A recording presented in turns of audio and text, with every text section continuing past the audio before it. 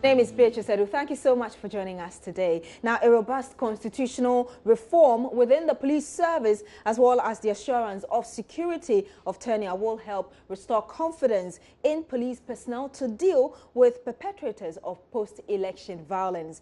This recommendation forms part of suggestions put out at a forum examining the post-election environment in Ghana, organized by the Kofi Annan International Peacekeeping Training Center. Matilda Womegan was there for Joy News. Key among the issues that were widely discussed was the upsurge of vigilantism during the transition period. Unseen political masterminds are believed to be behind the unlawful takeovers of government installations. The very latest is the nationwide protest following the announcement of metropolitan and municipal chief executives. Security analyst Dr. Kwesienin wants the police to crack the whip on individuals who, in the name of registering their displeasure against the president's nominees, go on rampage destroying public properties and threatening the security and peace in the country. There is something more that we need to understand than just raising our voices and saying we don't like political vigilantism. But political vigilantism in Ghana is also beginning to take on two dynamics, which we are not talking about.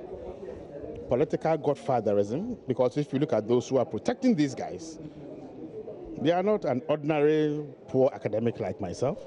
Head of Research and Programs at CDD Ghana, Dr. Franklin Oduro, also wants immediate actions taken against such persons. Well, I think it's very worrying that it has transcended beyond immediate post-election manifestations to the extent that you are having party youth groups, whether they are vigilantes or youth groups or whatever you want to call them, trying to contest decision of the president. I think it suggests the undermining of the authority of the president, who the Constitution has given a mandate to appoint DCs.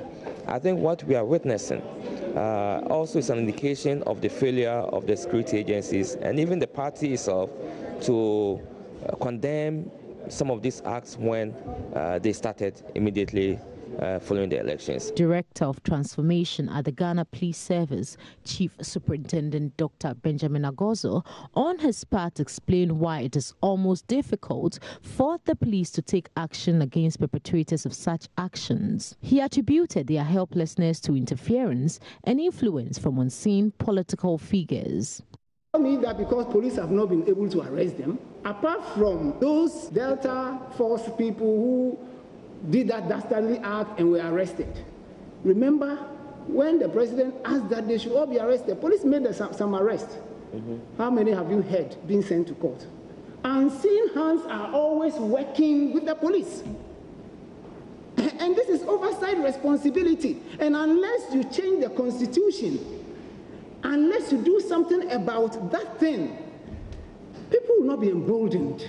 That's the fact of it. That until we change or do something about this constitutional arrangement to embolden the police to act independently, we are only just scratching the surface.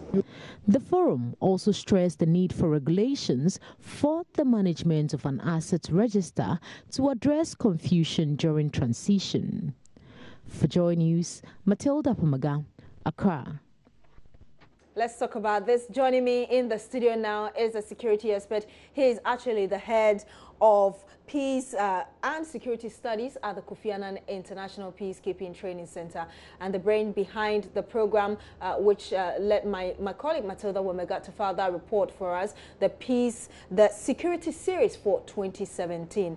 He's the brain behind it, Ernest Latte. Good morning to you, sir. Thank you for joining us on News Desk.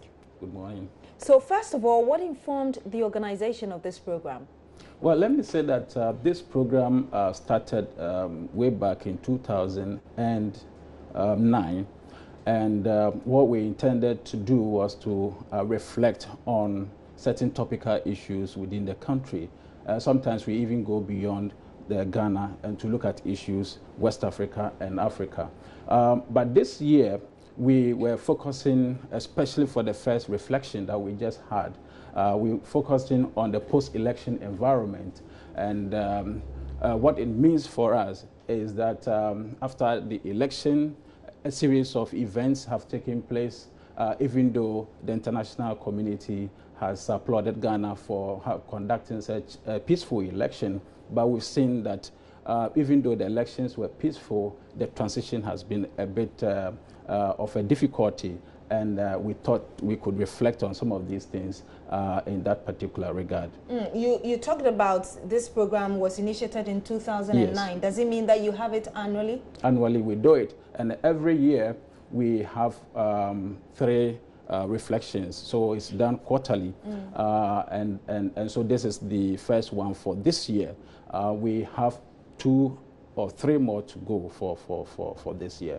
And we are going to bring experts who are in the peace and security arena to help us understand some of these issues that confront Ghana and West Africa. So yesterday you talked about vigilante groups. Great. Vigilante groups dominated the discussions there. But what other issues have you identified as a security person that could destabilize the country?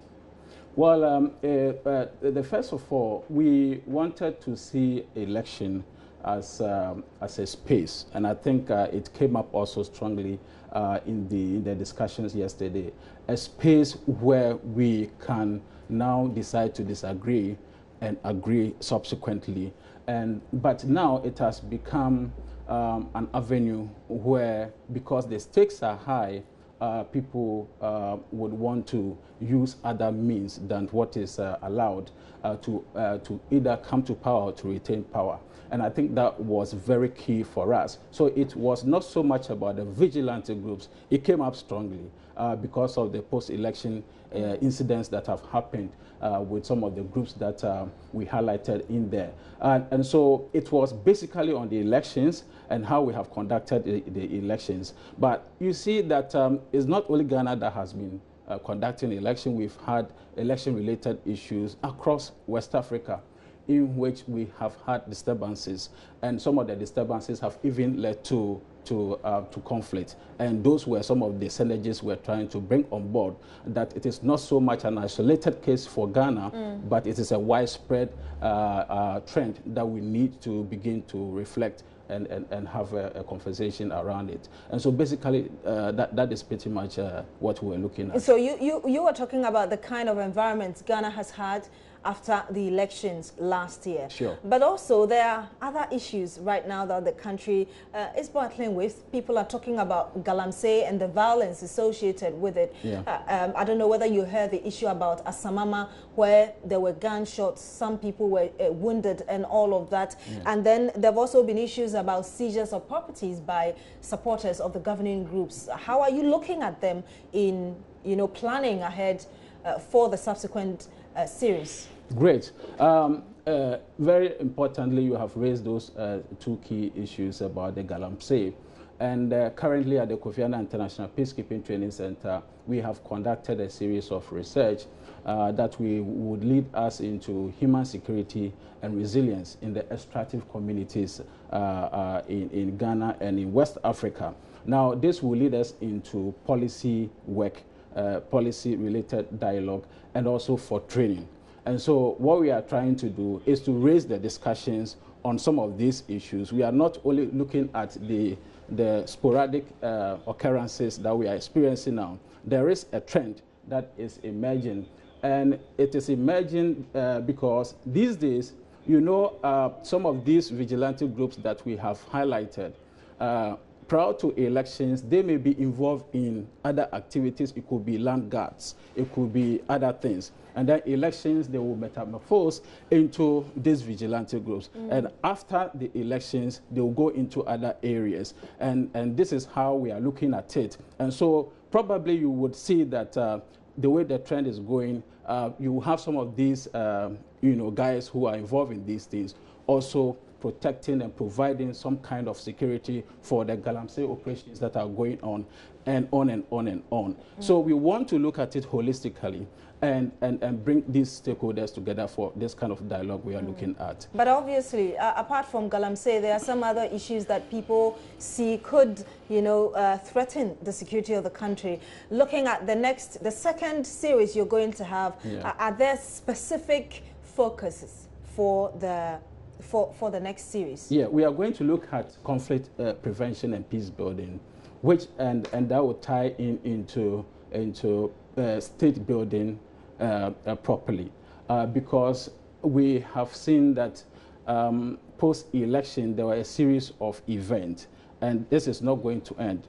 Sometimes we also have by-elections, and we cannot also, sometimes it happens. And you see that in the by-elections, you have some of these occurrences also happening. And so we need to have it in that perspective. And so the conflict prevention aspect will look at Ghana and a few other countries that have not experienced conflict. And so how do we put in measures to prevent conflict, especially when it comes to election-related issues? Then the peace building will have to look at post-conflict countries, Liberia, Sierra Leone, Cote d'Ivoire, and all those countries that have gone through violence, and they are now in the peace building phase. We want to tie in the nexus between conflict prevention and post-conflict peace building, and bring those issues together. Because as you have highlighted, small arms and light weapons have also emerged to be one of the tools, instruments that are used to perpetuate the violence. And how do we contain such situations? And it's important that the security, the police and the other security agencies are on board in this particular program that we have put in place. And indeed, I'm interested in finding out what issues you have identified or points you've identified to help in terms of dealing with preventing conflict. Great. Because Ghana has had a number of conflicts. We are currently dealing with the Nkonya Alavanyo one. Yeah. Recently, the minister, the Volta regional minister, was telling us that the ministry was considering disarmament of the two communities. And so if you're talking about conflict prevention in Ghana, what points are you looking at? Great. We have flashpoints. Before, during, and even after elections. And when you map out these flashpoints, you have those that are related to chieftaincy, land-related disputes. And so we know the disputes and the conflicts in the northern region, part of the, we also know that even here. Then the second category is what we discussed yesterday, election-related violence. And then also the third category has to do with issues like the galamsey, the small arms and light weapons. Those are issue related, and they cut across the geographical space of the country. So how do you then bring all these ideas together and then discuss the way forward? And that is why we bring institutions. Yesterday we were supposed to have Professor Asante, Most Reverend Professor Asante, part of the panel, but unfortunately he couldn't come, to look at the Ghana, the National Peace Council perspective, because they are going to play a key role when it comes to conflict prevention in Ghana. Put together the other civil society groups. And we there from the Kofi Annan International Peacekeeping Training Center, we provide a platform for the stakeholders to dialogue. Okay, now, so after that, then we also that allows us to train people and mediation and all that. That we have put packaged in this particular Let's talk program. about specifics. You just mentioned flashpoints.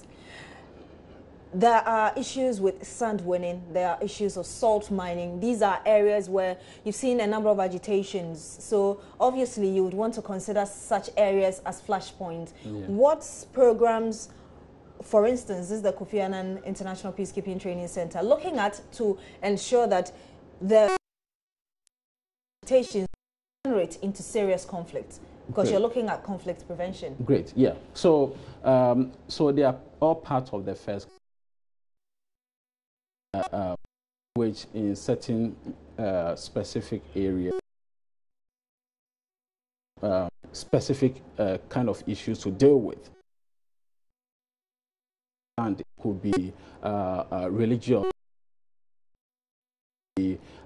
And so land is basically about how you extract resources and generate between the security agencies, the communities, and the local actors who are involved in some of these.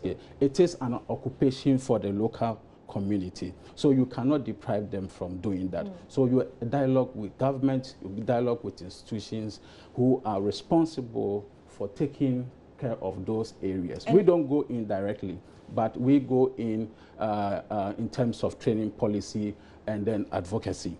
And that is how we are able to achieve our objectives as a training center. Are there any plans of collaborating with these stakeholders you talked about, not just the training, to ensure that, you know,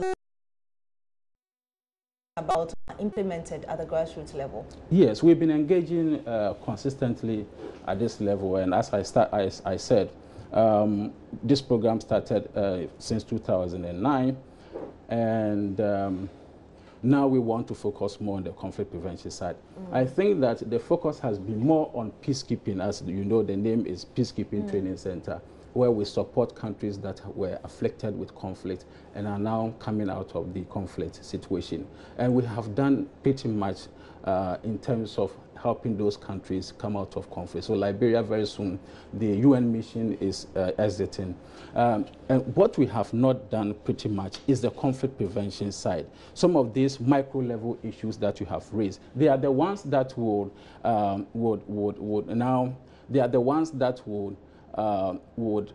explode at the national level, and we think that it's a national crisis, but already it is a crisis at the local level where we have not focused so much. And so a lot of the focus will be on conflict prevention, as I've said, and some of these issues that we have teased out will now be the focus for discussion.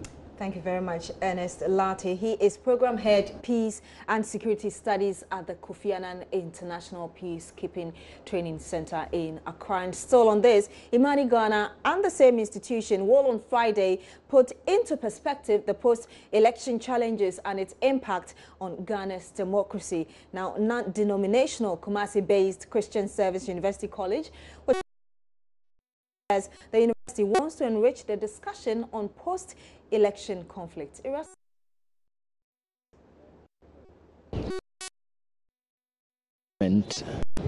We have political landscape. In election, we have seen issues of vigilantism. There have been conflicts in some parts of this country related to politics, our infant democracy. Now, to put this into perspective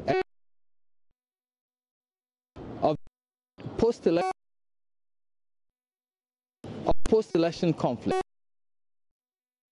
University College has put together this public lecture to address these issues, put them into proper perspective, and try to find solutions for coming. It has gone out, and expectations are high for this. Let's speak with Professor Frane, who is the president of the Christian Service University College. Why this public lecture? Yes.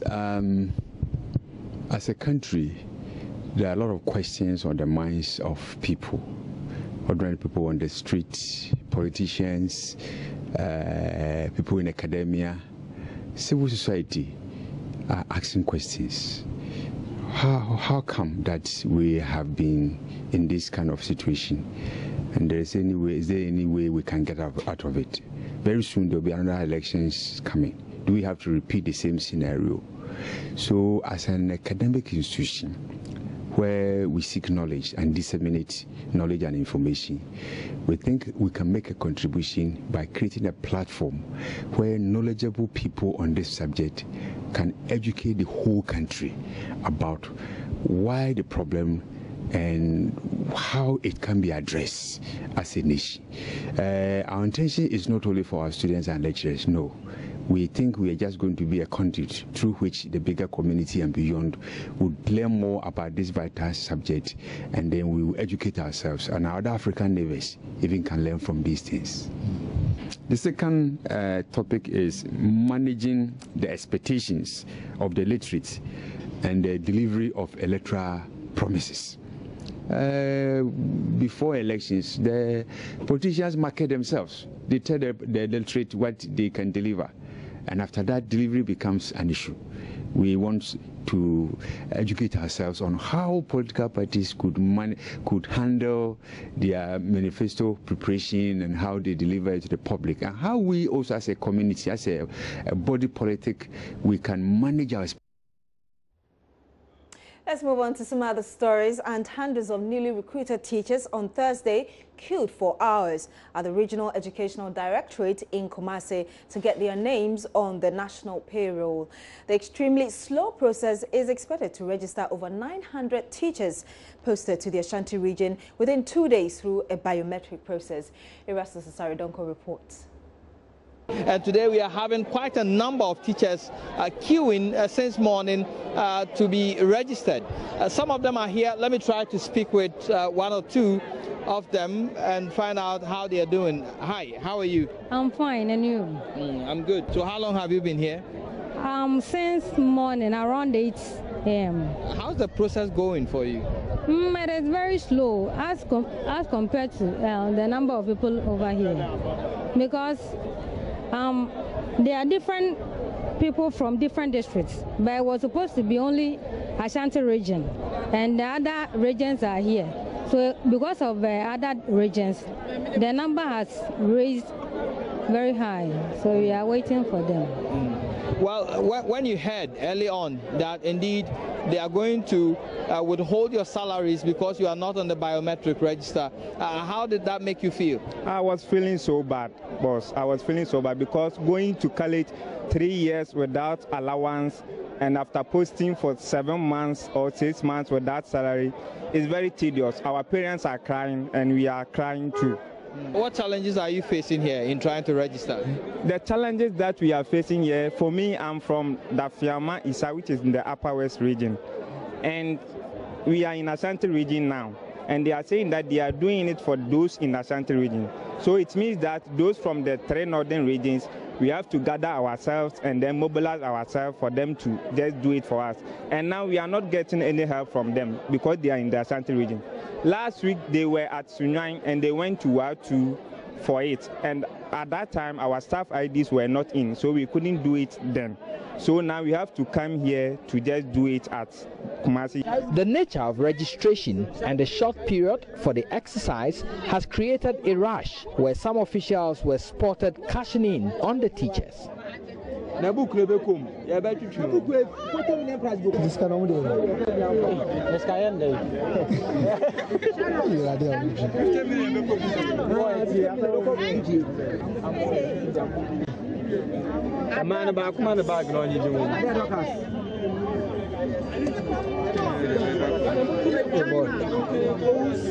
Alfred Tewia Cheiba is Deputy Coordinator in charge of the Integrated Payroll and Personnel Database in Ashanti region. They went to North due to financial inconvenience. Some people could not go to North. When they came here, they have given privilege even to those people. So the same way, I know very well that when they get up to a point and there are a lot of people to do, definitely they will adjust themselves or may adjust themselves to them. Now we witness that people are taking advantage of the situation and are cashing in on it. Some are paying monies and all that. Has that come to your attention? You yourself, you have seen what is going on here. You wouldn't even see anybody talking about money or even transaction. Once you enter, your coordinator come with you, then they have also given me a list of districts who is doing it. So I check the name and see whether you are under that district before you even enter here. So those outside are people making rent, thinking they can have their way out. But when you get to up here, where the exercise is going, you see that this place is very calm. You can witness it. So nobody is paying money to anybody? No, so far I have not seen anything of that sort. You're still watching News Desk on Journey. Stay with us. When we come back, we'll bring you more stories.